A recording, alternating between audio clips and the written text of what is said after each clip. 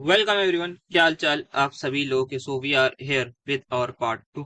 तो यहाँ पर पार्ट 1 आपको ड्यू परीक्षा पर पहले ही मिल जाएगा। लास्ट पहले अपलोड जो करा है उससे पहले वो पार्ट 1 ही करा है, तो आई टैब पर भी उसको डलवा देंगे, तो वहां से आप जाकर देख लीजिएगा। अभी आपका पार्ट 2 है। बचे हुए टॉपिक्स जो हैं वो इसमें हम कवर कर लेंगे। जो भी टॉपिक हैं वो आपको पता लग जाएंगे, कुछ डाइपोल मोमेंट से रिलेटेड टॉपिक्स हैं एंड जो भी टॉपिक्स हैं वो सारे आप आराम से देख लीजिए। नाउ अब जरा लाइफ साइंस का भी ज्यादा से ज्यादा शेयर करिए। मैं बता रहा हूँ आपको, आज मैं मतलब आपके बाद में लाइफ साइंस की भी केमिकल बॉटनी का पार्ट 2 डालूंगा, तो उसको भी आप लोग प्लीज ज्यादा से ज्यादा शेयर करिए अपने दोस्तों के साथ। और अपना डीओ केमिस्ट्री ऑनर्स वाले के साथ तो करते ही रहिएगा, शेयरिंग रुकनी नहीं चाहिए। ज्यादा से ज्यादा देखिए, ज्यादा से ज्यादा शेयर करते रहिए दोस्तों के साथ। और सब पढ़ेंगे, आप भी खुद भी पढ़ाई करिए। सो इस वाले के बाद, हाँ, इस वाले के बाद एक इंपॉर्टेंट चीज बतानी थी कि ऑर्गेनिक केमिस्ट्री मतलब आई थिंक थोड़ा होल्ड पे रखते हैं, पहले इनऑर्गेनिक और फिजिकल करते हैं। कोशिश रहेगी मेरी कि मैं पहले इनऑर्गेनिक से स्टार्ट करूं। फिजिकल में जैसा कि मैं आपसे बोल ही रहा था काफी बच्चों से कि थोड़ा सा पीवाईक्यूज मिलने में प्रॉब्लम हो रही थी, बट अभी एक बच्चे ने भेजे, तो हाँ उसमें अब थोड़ा सा वर्क करूंगा मैं, तो थोड़ा सा टाइम लगेगा। बट हाँ, इनऑर्गेनिक का जैसे पीवाईक्यूज थे मेरे पास, तो उसका मैं कोशिश करूंगा पहले इनऑर्गेनिक हो जाएगी आराम से, फिर फिजिकल को स्टार्ट करेंगे। तो अब मैं कोशिश करूंगा कि इनऑर्गेनिक को कंसिस्टेंटली अपलोड कर दूं पहले, और अब प्रोबेबली वीडियो लेक्चर जो है कंसिस्टेंटली आएंगे, क्योंकि बस वो 2 दिन एग्जाम के थे थोड़े, तो इसलिए नहीं कर पाया। बट अब थोड़े टाइम बाद एग्जाम है, तो अभी कुछ दिनों तक तो कंसिस्टेंसी के साथ अपलोड करूंगा। तो ये यार बस शेयर करते रहिए। टेलीग्राम चैनल की लिंक आपको डिस्क्रिप्शन में मिल जाएंगी। इंस्टा पर भी आप फॉलो कर सकते हैं। कोई भी डाउट हो जरूर पूछिए, टेलीग्राम पर, इंस्टाग्राम पर, कहीं पर भी आप मुझे मैसेज कर सकते हैं। बस मेन चीज ये, पढ़ाई करते रहिए और शेयरिंग करते रहिए। चलिए फिर स्टार्ट करते हैं आज का अपना lecture. Arrange the following compounds in decreasing order of reactivity towards nucleophilic substitution reaction with suitable explanation. तो in general we have to discuss about their nucleophilic substitution reaction. क्या पढ़ा हमने? SN1 और SN2 पढ़ा है, तो कहीं ना कहीं उसी की बात है। सबसे पहले मैं बात करना चाहूंगा वो जो सबसे ज्यादा स्लो होगा। दोनों के लिए सेम रीजन होगा, SN1 के लिए भी SN2 के लिए। देख लीजिए इस बंदे को, क्या है ये? इसको एक एराइल हैलाइड भी बोलते हैं, और क्या बोलते हैं, हेलोबेंजीन भी बोलते हैं। बेसिकली ब्रोमोबेंजीन हो जाएगा। तो ये बेकार होते हैं एकदम न्यूक्लियोफिलिक सब्स्टिट्यूशन रिएक्शन के लिए। क्यों? क्योंकि ये ब्रोमीन आप देख सकते हैं ऑलरेडी लोन पेयर इसका रेजोनेंस में। अगर इसका लोन पेयर ऑलरेडी रेजोनेंस में है, तो क्या यहाँ पर एक डबल बॉन्ड कैरेक्टर आ जाएगा? इसका मैं एक स्ट्रक्चर बना के दिखा दूं, तो क्या इस डबल बॉन्ड को तोड़ना आसान होगा? No sir. तो यहाँ पर क्या होता है, ओवरऑल अगर मैं इसका हाइब्रिड बना दूं, ये आपको एक पार्शियल डबल बॉन्ड यहाँ पर हर तरफ पार्शियल डबल बॉन्ड कैरेक्टर को देखने को मिलता है। क्या ये चीज समझ में आई? नहीं, बिल्कुल आ गई सर। ठीक है, तो ये क्या है, हमारे पास एक पार्शियल डबल बॉन्ड यहाँ पर कैरेक्टर आ गया है, जिसकी वजह से क्या हुआ, एस न्यूक्लियोफिलिक सब्स्टिट्यूशन रिएक्शन हमारी क्या है, स्लो हो गई। ठीक है जी, ओके। तो अब यहाँ पे बॉन्ड तोड़ना ही मुश्किल हो जाएगा। दूसरी चीज आप एक्सप्लेन कर सकते हैं कि अगर आप इसको SN1 की तरफ भी सोचें कि यार SN1 कैसे होगी, तो यहाँ पर आप जब कैटायन बनाएंगे ना, उस वो जो है बेसिकली हमारे पास जो है वो मोर इलेक्ट्रोनेगेटिव कार्बन पर होगा, जिसकी वजह से अगेन स्टेबिलिटी कम होगी। तो ये जो है सबसे पहले आप लगा दीजिए, SN1 में भी सबसे पीछे आएगा, SN2 में। नाउ बात करूंगा 1 और 3 की। SN1 की बात कर लो, कर लेते हैं। सो यहाँ पर क्या होगा, SN1 में अगर मैं बात करूँ, थर्ड वाले में आप देखिए रेजोनेंस है, इसकी बात हमने कर रखी है। वैसे भी ये वाला एक SN1 का कंपैरिजन कर रखा है। तो ये जो है SN1 में बिकॉज ऑफ रेजोनेंस काफी ज्यादा स्टेबल हो। Why it is stable in SN2? Now that's the question. We talked कि यहाँ पर जब भी ट्रांजिशन स्टेट देखने को मिलती है, तो मैं ट्रांजिशन स्टेट बनाऊं, तो यहाँ पर अगर मैं ट्रांजिशन स्टेट बना रहा हूँ SN2 की, ये न्यूक्लियोफाइल जा रहा है, ये वाला कोई आ रहा होगा, मान लेते हैं OH आ रहा होगा। इस कार्बन पर एट दिस पर्टिकुलर टाइम कितने बॉन्ड है सर? लगभग इस पे जो है बेसिकली 2 हाइड्रोजन तो वैसे भी प्रेजेंट होंगे, तो आप देख सकते हैं इसके पास लगभग 10 इलेक्ट्रॉन हो जाते हैं। So this is my electron excess species. तो ये जो पाई बॉन्ड है, बेसिकली इस कार्बन पर अगर हमने इलेक्ट्रॉन विड्रॉइंग ग्रुप लगा दिया, तो SN2 आपकी फास्ट हो जाती है। ठीक है, और वहीं पर ये पाई बॉन्ड जो है, ये पाई इलेक्ट्रॉन का जो क्लाउड है, it will behave as an electron withdrawing group. तो ये आपका जो है वो इलेक्ट्रॉन विड्रॉइंग ग्रुप की तरह बिहेव करेगा। तो अगर ये इलेक्ट्रॉन विड्रॉइंग ग्रुप की तरह बिहेव करेगा, तो इसको जो है वो कहीं ना कहीं स्टेबिलिटी पहुंचाएगा ट्रांजिशन स्टेट को। और अगर ट्रांजिशन स्टेट स्टेबल, तो कहीं ना कहीं आपका प्रोडक्ट ज्यादा बनेगा। तो दैट्स वाई थर्ड वाला मैं जीत चुका है। किससे? दोनों से, फर्स्ट वाले से भी, थर्ड वाले से। तो आप दोनों तरीके से एक्सप्लेन कर दीजिएगा कि SN1 की तरफ क्यों है, SN2 की तरफ क्यों है। दोनों के लिए सेम रीजन ही होता है इन ऐसे वाले लोगों का। ठीक है, बढ़ते हैं आगे। अब क्या बात करनी है, bromobenzene, allyl bromide and bromo ethane की हमें बात करनी है। न्यूक्लियोफिलिक सब्स्टिट्यूशन रिएक्शन में कंपैरिजन करना है। अगेन ये शायद 5 नंबर का सवाल होगा, सेम तरीके से आप एक्सप्लेन कर दीजिएगा, कोई प्रॉब्लम नहीं होगी। पीछे भी एक देखिए ब्रोमोबेंजीन है, हाँ। पीछे भी एक एलाइल ब्रोमाइड है, एलाइल है विनाइल है? हाँ सर एलाइल है, ये बेसिकली एलाइल ब्रोमाइड है। और वो क्या है हमारे पास, ये बेसिकली इथाइल ब्रोमाइड है और आपको ब्रोमोइथेन ही पूछा गया, तो आपको बस नाम दे के काम पूछा गया, सेम चीज वही आप सेम तरीके से एज इट इज लिख दीजिएगा, लंबा लंबा लिख दीजिएगा कि यार ब्रोमो पहले एक बताइएगा, उसको बताइएगा ये क्यों नहीं देगा, क्यों SN1 नहीं देगा, क्यों SN2 नहीं देगा, दोनों चीजें बताइएगा।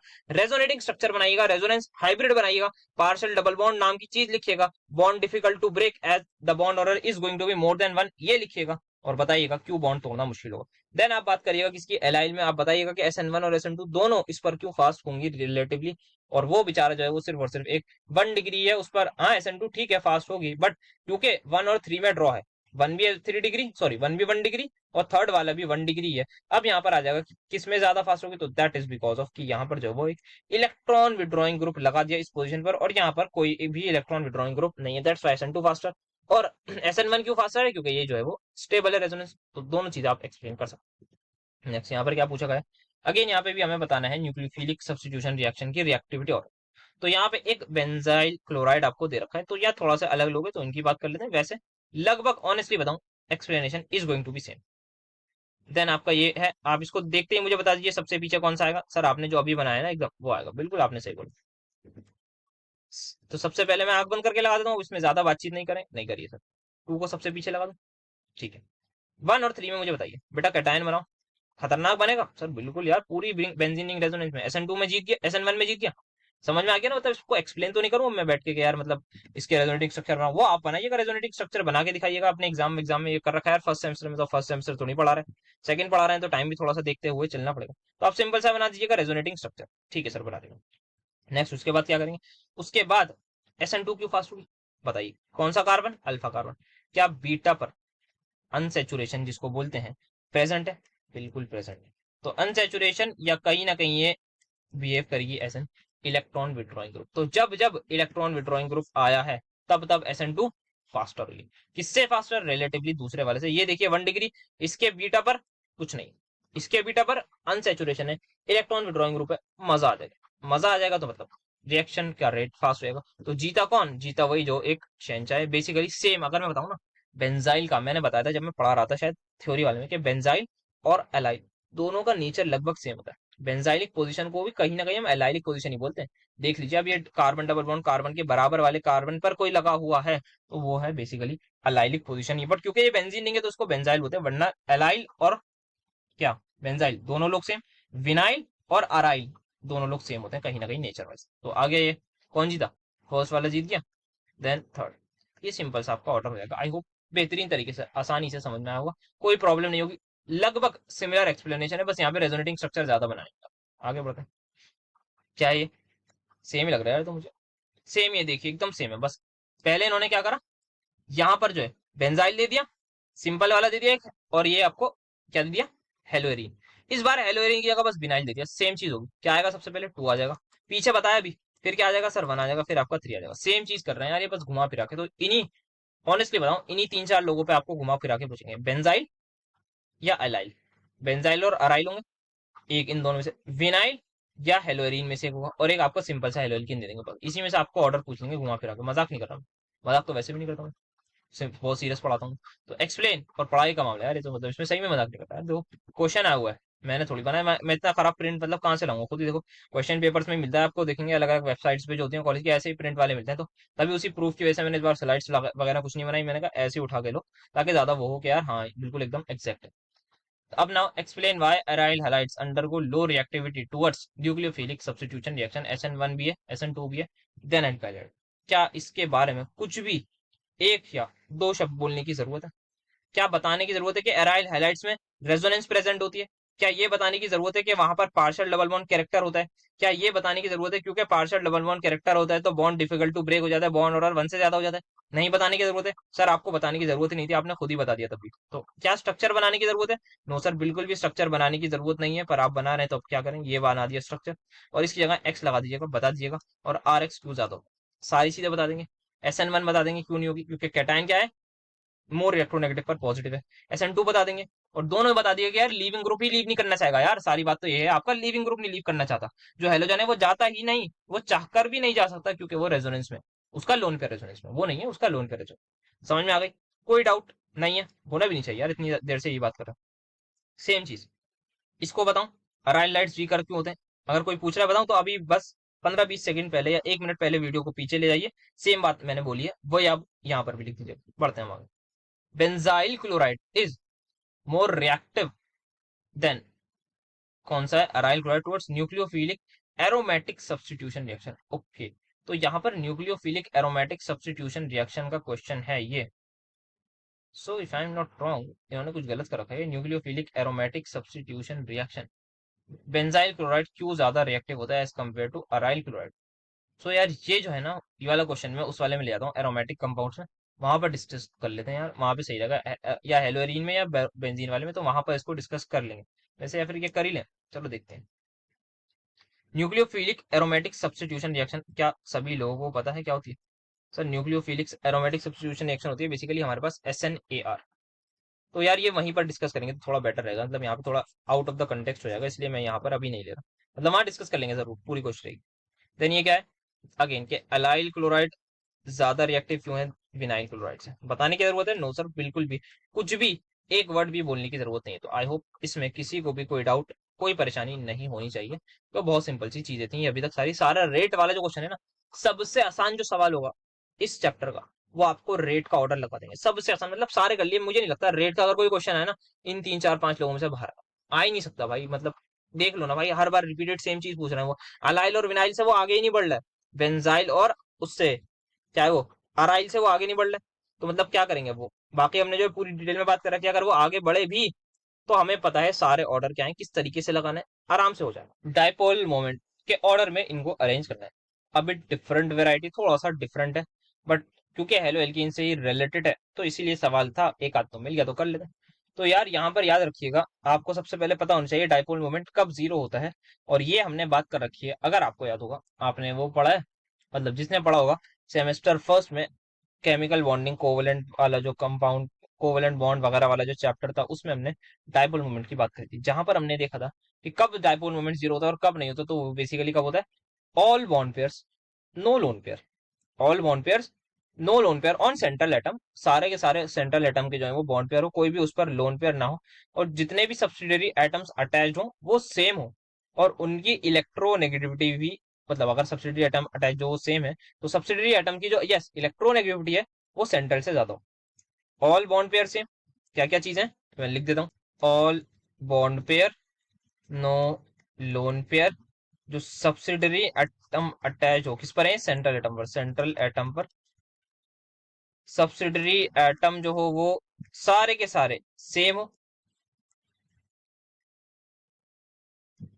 और उस सब्सिडरी एटम की जो EN है वो ज्यादा होनी चाहिए electronegativity as compare to central atom, तो इन कंडीशन पर म्यूनेट जीरो हो जाता है, तो CCl4 का जो डायपोल मोमेंट है वो जीरो हो जाता है। अब जैसे जैसे क्या होता है, बेसिकली सबसे ज्यादा जो होती है हमारी पोलैरिटी वो CH3Cl में होती है। क्यों होती है, क्योंकि एक ही यहाँ पर बॉन्ड है जिसमें प्योरली आपको जो है वो इतने डिग्री पर एक डायपोल दिख रहा है। अब जैसे ही आपने लगाया दो, एक Cl यहाँ, एक Cl यहाँ मान लेते हैं, एक यहाँ कहीं भी लगा दीजिए, तो यहाँ पर क्या होगा, ये एक डायपोल है, ये एक डायपोल है, दोनों की वैल्यूज तो सेम होंगी, दोनों की वैल्यूज तो सेम होगी, ये भी म्यू है, इसमें म्यू नेट जो है वो म्यू के इक्वल है। बट यहाँ पर जैसे मैंने एक और डायपोल लगाया, इनके बीच में एंगल बताइए सर, आपका टेट्राहेड्रल है तो एंगल होता है 109 डिग्री समथिंग, तो कॉस की वैल्यू जब भी 90 से ऊपर जाती है ना तो नेगेटिव आती है, तो आपका जो म्यू नेट है दैट इज हमेशा हमेशा is going to be less than mu, जो म्यू नेट है ना आपका वो लेस आएगा म्यू से, बिकॉज कॉस की जो वैल्यू है वो 90 से ऊपर जाने पर, क्योंकि फॉर्मूला होता है ना इसका म्यू नेट का, μ1 square plus μ2 square plus 2 μ1 μ2 cos theta.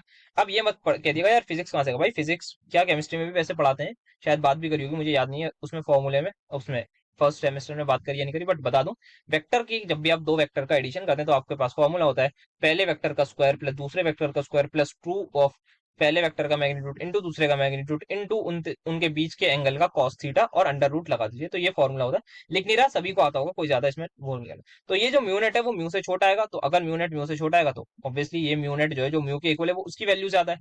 तो यहाँ पर जो है जैसे जैसे हम एक क्लोरीन लगाया सबसे ज्यादा उसका होगा, फिर दो क्लोरीन लगाऊंगा तो थोड़ा कम, फिर एक और लगाऊंगा तो उसका और ज्यादा कम हो जाएगा हमारे पास, क्योंकि एक तो पहले ये कम आया, फिर एक और हम क्या करेंगे उसको लेंगे, एक और बेसिकली वेक्टर को लेंगे जिसका भी एंगल जो है लगभग आपका, इसमें एंगल निकालेंगे जो आपका अगेन ऑप्टिवस एंगल ही आएगा, तो ऑब्ट्यूज एंगल आता रहेगा तो कॉस की वैल्यू नेगेटिव होती रहेगी, और नेगेटिव होती रही तो क्या होगा सर, अगर वैल्यू नेगेटिव हो रही है तो इसका मतलब ये है कि, क्या मतलब है कि म्यू नट जो है वो कम होता है। तो इसी वजह से आपका फोर्थ सबसे ज्यादा, वैसे आई डोंट थिंक ये एक्सप्लेनेशन मांगेंगे आपसे, बट अगर मांगी तो आपको थोड़ा सा वेक्टर की तरीके से जाना होगा, बट ये आपका सिंपल ऑर्डर हो जाएगा। आई होप समझ में आप सभी को आ पाया हो, मेरे हिसाब से समझने में कोई दिक्कत नहीं होनी चाहिए कि म्यू, अच्छा म्यू, हाँ इसका सबसे ज्यादा, देन इसका, ठीक है सर। नेक्स्ट, अच्छा ये जो क्वेश्चन था मैं पहले सोच रहा था कि यार ये क्वेश्चन नहीं करना चाहिए, बट देन आई रिमेम्बर यार ग्रिग्नार्ड रीजन भी तो होता है इसी में। तो ग्रिग्नार्ड रीजन की वजह से ये क्वेश्चन मैं करवा रहा हूँ कि हमने पढ़ा था ग्रिग्नार्ड रीजन की प्रॉपर्टी, यहाँ पे मैं लिख ही देता हूँ, चलो पूरा ही बना देता हूँ। क्या पढ़ी थी प्रॉपर्टी कि एक तो एसिड बेस वाली, मतलब बेसिकली आप सिंपल सा याद रखिए, del positive del negative, simple attack कराइए भाई, ये डेल नेगेटिव है ये डेल पॉजिटिव, तुम यहाँ आ जाओ आप यहाँ आ जाओ। सर ऐसा क्यों, आप पढ़ तुम, हाँ सॉरी यार मुंह से निकल गया, मतलब आप इतनी इतनी सी बातों को पढ़ोगे, तुम क्यों बोला आप क्यों नहीं बोला, MgCl नेगेटिव पॉजिटिव, और यहाँ आ जाएगा आपका बेसिकली ये पूरा प्रोफाइल ग्रुप आ गया। नेक्स्ट क्या करते हैं, बेसिकली हाइड्रोलिसिस करा दीजिए। तो सिंपल सा आप जैसे ही हाइड्रोलिसिस करा देते हैं तो आपका जो है वो ये ही बनता है। And if I am not wrong, मैंने शायद लास्ट वीडियो में थोड़ी सी गलती कर रखी जहां पर मैंने जो है वो एल्कीन बना दी। बेसिकली हाइड्रोलिसिस से ये आपका अल्कोहल बन के रुक जाता है प्रोडक्ट। सो अगर वो होगा तो मैं देखता हूँ, अभी अभी उसको क्वेश्चन को भी लेके करेक्ट कर देता हूँ थोड़ी सी, बट ये ग्रिग्नार्ड रीजन की प्रॉपर्टी है। नाउ ये एक वर्ड प्रॉब्लम है, तो वर्ड प्रॉब्लम भी आ सकती है। तो क्या है यहाँ पर, एक एल्काइल हैलाइड है, मैंने उसकी रिएक्शन करा दी एल्कोहलिक की वजह से, तो बन जाएगा बी। इसका फॉर्मूला मुझे दे रखा है, तो ऑब्वियसली 4 कार्बन का एक एल्काइल हैलाइड है, एक एल्कीन बन गई भी। इस एल्कीन की रिएक्शन मैंने बिया इससे कराई, तो मुझे जो है वो जो भी एल्कीन होगी, बेसिकली सबसे पहले फॉर्मूला तो C4H8 होगा उसका। क्यों होगा सर, क्योंकि बेटा यहाँ पर क्या हो रहा है, एल्कोहलिक की वजह से वो होता है ना एलिमिनेशन, हाइड्रो डिहाइड्रो एलोजिनेशन, तो एक H जाएगा एक Br जाएगा और डबल बॉन्ड लग जाएगा, तभी एल्कीन बनेगी। अब यहाँ पे क्या बना, एक कंपाउंड C बना जो एक डाइब्रोमाइड है, तो उसका फॉर्मूला क्या होता है, बेसिकली एडिशन रिएक्शन हुई, ये आपको मिला। ठीक है जी, समझ में आ रही है इसमें। अब इसको आपने ट्रीट कर दिया सोडामाइड से, साहब खतरनाक बेस होता है, वो पढ़ा होगा सेमेस्टर 1 में, मैंने ही पढ़ाया था मतलब। तो खतरनाक बेस होता है, तो क्या बना देगा वो, एल्काइन बना देगा। और एल्काइन क्या, आपका फॉर्मूला क्या होगा, आपका बेसिकली C4H6 हो जाएगा, क्योंकि 2 HBr रिलीज हो जाएंगे, क्योंकि खतरनाक बेस होता है। नेक्स्ट क्या है, अब ये जो भी बना है डी, ये चीज है डी, इसको मैंने अगर अमोनिकल सिल्वर नाइट्रेट से पास करा दिया तो ये आपको प्रेसिपिटेट दे रहा है। इसका मतलब क्या है, यहाँ पर रिएक्शन कैसी हो रही है सर, ये टॉलेंस रिएजेंट से रिएक्ट कर रहा है, इसका मतलब ये एक टर्मिनल एल्काइन हुई या नहीं। सर बात तो आपने एकदम सही बोली, ये एक टर्मिनल एल्काइन हुई। क्या ये चीज सभी को क्लियर है कि अगर ये पीपीटी दे रही है तो this alkyne is going to be terminal alkyne, बोलिए यस और नो। हाँ सर तभी देगी, अगर नहीं देगी तो मतलब जो है वो टर्मिनल एल्काइन है, तो मतलब आपके पास सर ये ऑप्शन है कि या तो आप ये बनाए और सर ये बनाए। जिस भी बच्चे को ऑप्शन ए लग रहा है कि यहाँ पर 2 ऑप्शन है, वो अपने एक एक तमाचा रसीद कर लीजिए, क्योंकि इस वाले कार्बन की 5 बॉन्ड है बेटा, तो ये एल्काइन तो पॉसिबल ही नहीं होती। तो 4 कार्बन की एक ही एल्काइन पॉसिबल है, टर्मिनल वाली, जो कि है ये। तो आपको एल्काइन मिल गई। अब आप इससे पीछे जाइए, क्योंकि आपने इसकी सोडामाइड से रिएक्शन कराई, तो मुझे बताइए Br कहाँ होगा सर, जहां पर भी डबल बॉन्ड है ना वहीं पर Br होगा। बिल्कुल बेटा आपने एकदम सही बोला, एक यहाँ से पहले एच निकाला, फिर इधर से एच निकाल के ये डबल बॉन्ड में। अब इसको जरा पीछे आइए, तो मुझे बताइए एल्कीन कहाँ होगी सर, ये आपकी जो है वो लगभग जो है वो आपकी एल्काइन एल्कीन जो ये है, क्योंकि Br जो है इस पर ऐड हुआ है तो यहीं पर डबल बॉन्ड होगा। अब मुझे बताइए इसका क्या ऑप्शन होगा। अब यहाँ पे आपके पास 2 ऑप्शन बनते हैं, एक ये एक ये, मुझे बताइए कौन सा बेटर ऑप्शन। सर अगर आप इस वाली एल्कीन को लेके जाएं अल्कोहलिक की वजह से, तो आपको ये नहीं मिलेगी, क्योंकि in this case this is going to be more stable. क्या ये बात समझ में आ रही है या नहीं, जो बोल रहा हूँ समझ में आ रहा है ना, बट प्रॉब्लम कितनी आराम से देखो अप्रोच करें।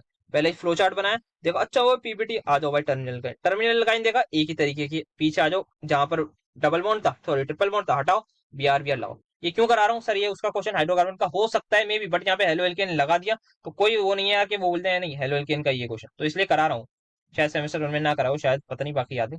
ये आ गया, इससे बैक साइड में क्या बना, ये मैं मिल गया। अब इससे पीछे आऊंगा मैं, Br2 क्योंकि मारा है मैंने यहाँ पर, Br2 कहाँ पर आएगा, जहां पर डबल बॉन्ड होगा, डबल बॉन्ड कहाँ पर है, इसी पर होगा, क्योंकि यहीं पर Br लगा हुआ है। क्यों यहाँ पर Br लगा है, क्योंकि यहीं पर क्या बनी हमारी एल्काइन बनी, यही बना। अब मेरे पास 2 ऑप्शन है कि यार यहाँ तो यहाँ Br लगाऊं या फिर यहाँ Br लगाऊं। तो मुझे क्या चाहिए, मुझे चाहिए कोने पर Br, तो this is going to be my final product. सभी के स्ट्रक्चर बना लीजिएगा, और क्या बनाना है, रिएक्शन को एक्सप्लेन कर देंगे आप, कोई इसमें ज्यादा लंबा चौड़ा बात नहीं। नेक्स्ट यहाँ पे ग्रिग्नार्ड डिवीजन की reaction, this is my n butyl magnesium bromide, ये आ गया वो MgBr। पानी से मैं जैसे ही इसकी रिएक्शन कराऊंगा, बात कर रखी है यार, del negative del positive H positive O H negative, simple सा है, ज्यादा टेंशन लेनी ही नहीं इसमें तो।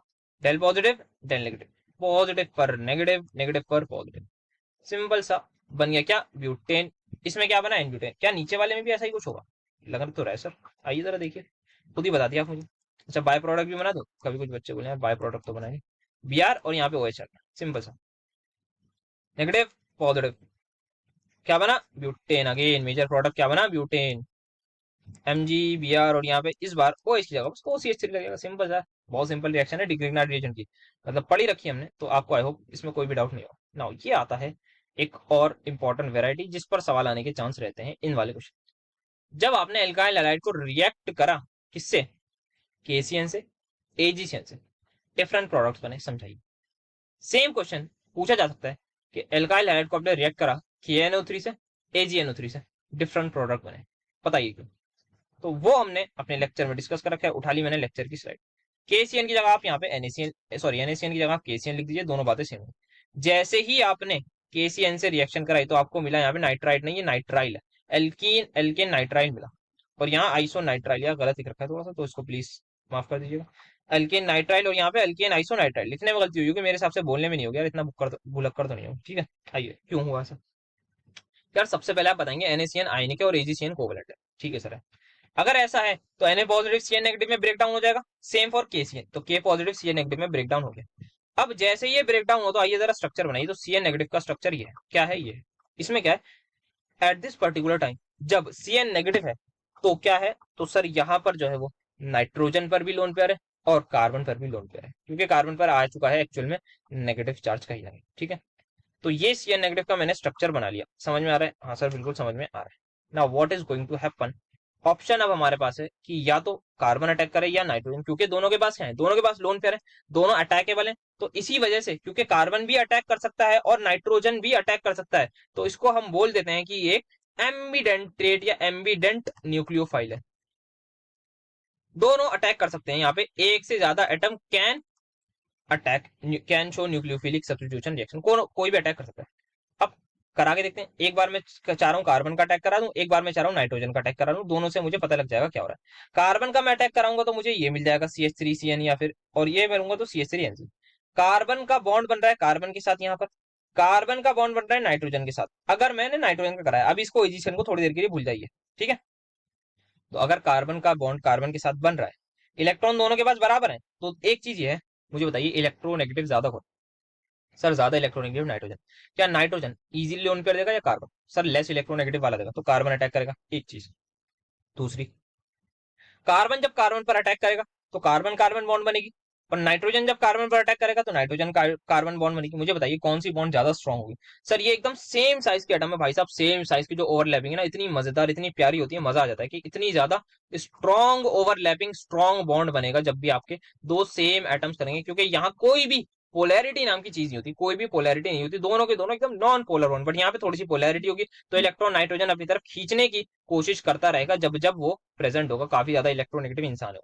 तो क्या ये चीज समझ में आई, क्यों यहाँ पर NaCN के केस में सिर्फ NaCN समझा, एजीसीएन की मैंने कुछ बात ही नहीं करी, जो भी बात बोली है सिर्फ NaCN की बोलिए कि NaCN में क्यों RCN बन रहा है, क्यों हमारे पास डिफरेंट प्रोडक्ट बना है, कि RX ने जब KCN के साथ रिएक्ट करा तो RCN बना है ना कि RNC। ये बात सभी को आराम से समझ में आ जानी चाहिए विदाउट एनी डाउट, ठीक है जी। चलिए सर आगे बढ़े, आगे आ जाओ। अब एजीसीएन की बात करें, एजीसीएन के साथ क्या प्रॉब्लम है, सर एजीसीएन ना हमारे पास एक कोवेलेंट कंपाउंड है, ठीक है जी समझ में आ गई।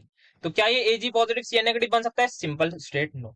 अगर नहीं बन सकता तो ऑब्वियसली यहाँ पर एक एक इलेक्ट्रॉन इन्होंने शेयर करा है, वही रिएक्शन में क्या कहा यार Ag का चलो लाओ मुझे बेटा वापस दे दो, कार्बन का चलो तुम मांग रहे हो तो मैं भी अपना वापस ले लेता हूँ, तो ये वापस ले लेंगे। अब देखिए कार्बन के पास कितने इलेक्ट्रॉन, एक, नाइट्रोजन के पास कितने इलेक्ट्रॉन, दो। क्या कार्बन बेचारा एक इलेक्ट्रॉन के साथ अटैक करने के सोच भी सकता है, नहीं सोच सकता। तो क्या यहाँ पर दो ऑप्शन है, नहीं है, यहाँ पर एक ही ऑप्शन हमारे पास बचता है इन दिस केस, बिकॉज ये क्या है, कोवेलेंट कंपाउंड है।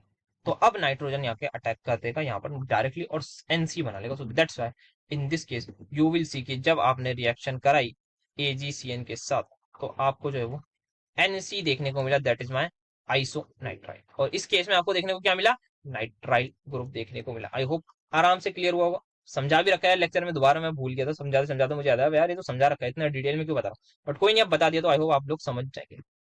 सेम चीज आपके पास होती है, देख सकते हैं आप, ये क्वेश्चन भी आ जा हुआ है कि अल्काइल रिएक्ट कर रहा है KNO3 HNO3 से डिफरेंटली क्यों कर रहा है, आप बता दीजिएगा कि यहाँ पर क्या है। सेम जैसे यहाँ KNO2 है वैसे यहाँ पे AgNO2 के साथ हुआ है। KNO2 में K positive NO2 negative, NO2 negative में आपको मैं स्ट्रक्चर दिखाऊं तो आई थिंक ऐसा होगा, नाइट्रोजन ये वाला, ऑक्सीजन, दोनों पार्ट कर सकते हैं किसमें, अटैक में। तो कौन यहाँ पे बढ़िया अटैक करेगा, तो बेसिकली यहाँ पे ऑक्सीजन के पास बेसिकली इन दिस केस भाई दो दो लोन पेयर होते हैं, ऑक्सीजन के पास दो दो लोन पेयर होते हैं, ऑक्सीजन पर प्योरली नेगेटिव चार्ज होता है, तो नेगेटिव चार्ज मतलब खतरनाक न्यूक्लियोफाइल है, एक्सेस इलेक्ट्रॉन है, तो ऑक्सीजन डायरेक्टली अटैक कर देता है यहाँ पर। वेयर एज AgNO2 में यहाँ पे देखिए इस ऑक्सीजन के पास सिर्फ एक ही एक्सेस का इलेक्ट्रॉन होता है, कोई इस पर प्योरली नेगेटिव चार्ज नहीं होता, तो NO2 के पास जो लोन पेयर है वो ज्यादा अटैकेबल होता है, तो वो अटैक कर लेता है। तो दैट्स वाई इस केस में NO2 बना, उस केस में। तो आई होप समझ में आया होगा आपको। बाकी और क्या डिटेल में इसमें बात करी जा सकती है, नहीं करी जा सकती। तो अब यहाँ पे आप देख सकते हैं एम्बिडेंट न्यूक्लियोफाइल क्या होते हैं, बता दीजिएगा। NO2 is also an ambient nucleophile, क्योंकि यहाँ पर भी आपके पास दो ऑप्शंस होते हैं, दो आपकी क्या बोलते हैं उनको, अटैकिंग स्पीशीज होते हैं, आप ये बोल सकते हैं, दो एटम्स अटैक कर सकते हैं, तो ये एम्बिडेंट न्यूक्लियोफाइल हो गया। कैसे कन्वर्ट करेंगे आप एल्काइल हैलाइड को नाइट्रो एल्केन एल्काइल नाइट्राइड में, तो सिंपल सा कर लेंगे, मतलब बात अभी वही करी हमने। एल्काइल नाइट्रो एल्केन में कैसे करेंगे, AgNO2 है ना, और एल्काइल नाइट्राइट में या एल्केन नाइट्राइट में कैसे करेंगे, वो तो वो बेटे नाइट्राइल, अगर मैंने उसमें लेक्चर में थोड़ा सा गलत लिखा हो ना, बोलना गलत नहीं होगा, जितना मुझे जानता हूँ, बाकी टाइम हो गया थोड़ा रिकॉर्ड करे हुए तो याद नहीं होगा कि क्या लिखा है, बट हाँ ये जो है एल्काइल नाइट्राइल है, स्पेलिंग लिखने में गलती ही हुई होगी, बाकी आपको समझ, आप लोग वैसे भी समझदार हैं, आप मतलब इतना क्या समझाओ, इतना टाइम से पढ़ रहे हैं मुझसे, तो समझदार तो हो गए होंगे थोड़े बहुत मेरी तरह। बस वो ये अपनी तारीफ कम करते हुए बढ़ते हैं आगे। तो एमिडेंट की बात हो गई। नेक्स्ट ये देखिए, एक और बोला था ना मैंने कि एक आध बार आया हुआ है, तो वही सेम चीज है, क्या होगा, इंटरनल न्यूक्लियोफाइल अटैक होगा, फिर OH बाहर से अटैक करेगा, तो आपको रिटेंशन देखने को मिलेगी। BR सेम क्वेश्चन आया हुआ है एग्जैक्टली, ठीक है। तो ये आपका हो गया है हमारे पास ये वाला क्वेश्चन। नेक्स्ट आपके पास एक क्वेश्चन आता है जिसमें आपसे पूछा गया कि प्रोडक्ट लिखिए एंड मेंशन करिए मैकेनिज्म इन्वॉल्व। तो क्या ये नियोपेंटाइल ब्रोमाइड, भाई नोटोरियस आदमी है, बात कर रखी है हमने, बहुत परेशान करेगा, मतलब बहुत ज्यादा परेशान करेगा, बट हाँ परेशान करेगा, पर रिएक्शन कराने को बोल दिया तो अब करा देते हैं, बहुत एक 50-60 घंटों में हो जाएगी रिएक्शन, पर रिएक्शन हो जाएगी। तो सबसे पहले यहाँ पर क्या होगा मुझे बताइए सर, यहाँ पर क्या E2 पॉसिबल है, सबसे पहला क्वेश्चन। सर E2 के लिए ना बीटा पर हाइड्रोजन होना चाहिए, जो नहीं है, क्या E2 हो सकती है, नो सर, बट सर ये बेस है ना बेस, तो सर इसको तो क्या चाहिए यार, एल्कीन बनाने की कोशिश करेगा ये आपका, एल्कोहलिक NaOH, प्रॉब्लम आ गई, ठीक है सर आ गई, क्या होगा, E1 होगी, मेरे हिसाब से E1 होनी चाहिए। ये क्या है आपका, पोलर प्रोटिक सॉल्वेंट है, SN1 होगी, क्या इजीली हो जाएगी, नो सर नहीं होगी। तो क्या होगा, दोनों में बेसिकली कैटायन बनेंगे, आप कैटायन बेस से जाइए, दोनों में रीअरेंजमेंट होगी, बस आपका जो है वो एक में आप एल्कीन का प्रोडक्ट बना दीजिएगा बिकॉज ऑफ दैट बेस, और एक में आप कहीं ना कहीं SN1 दिखा दीजिएगा। सो एक बार आप इसको अपने टीचर से ये पूछ के क्रॉस चेक कर लीजिएगा कि what could be the appropriate answer, जो पेपर वगैरह बनाते हैं वो क्या सोच के बनाया है ये क्वेश्चन, वो आप थोड़ा सा थॉट प्रोसेस ले लेंगे, तो आपको भी आसानी होगी, और आप कमेंट में भी मुझे बता दीजिएगा कि क्या मैं सही बोल रहा हूँ, यानी बाकी आप रिएक्शन आराम से करा सकते हैं, सब कुछ सिंपल है, आप इजीली बना सकते हैं प्रोडक्ट। नेक्स्ट ये आपका क्वेश्चन, क्या क्या होगा यहाँ पर बताओ मुझे। पिरिडीन लिया है मैंने, अगर पिरिडीन नहीं लेता तो क्या होता, और अगर पिरिडीन लेता तो क्या होगा। तो एक बार मैं नॉन पिरिडीन वाली बात कर लूँ यहीं पर, अगर मैंने पिरिडीन नहीं लिया सिर्फ एसोसिएटेड, तो ये आपकी डार्जन रिएक्शन हो जाएगी, और डार्जन रिएक्शन में क्या होता है, कन्फिग्रेशन, रिटेंशन, है ना, हाँ सर रिटेंशन होती है, क्योंकि इंटरनल न्यूक्लियोफिलिक अटैक होता है, तो यहाँ पर ये कार्बन जो कार्बन है ये प्लस का प्लस ही रहेगा। पायरिडीन ले लिया आपने, तो यहाँ पर आपकी सर SN2 हो जाएगी, जो प्लस है वो माइनस हो जाएगा, जो पहले डेक्स्ट्रो रोटेटरी था मान लेते हैं वो अब लीवो रोटेटरी हो जाएगा, ये आएगा आपका, यहाँ Cl लगा लीजिए, ये कर लीजिए, और आप यहाँ पर लिख दीजिए माइनस, तो ये आपका स्टीरियोकेमिकल आपका एस्पेक्ट, आप चाहें तो प्रॉपरली RS कॉन्फ़िगरेशन बना दीजिए, फिर आप जो है एक को देखिएगा क्या आ रही है इसकी R, तो फिर पलट दिएगा उसके, आप ऐसे भी इसको एक्सप्लेन कर सकते हैं इस तरीके से, ठीक है।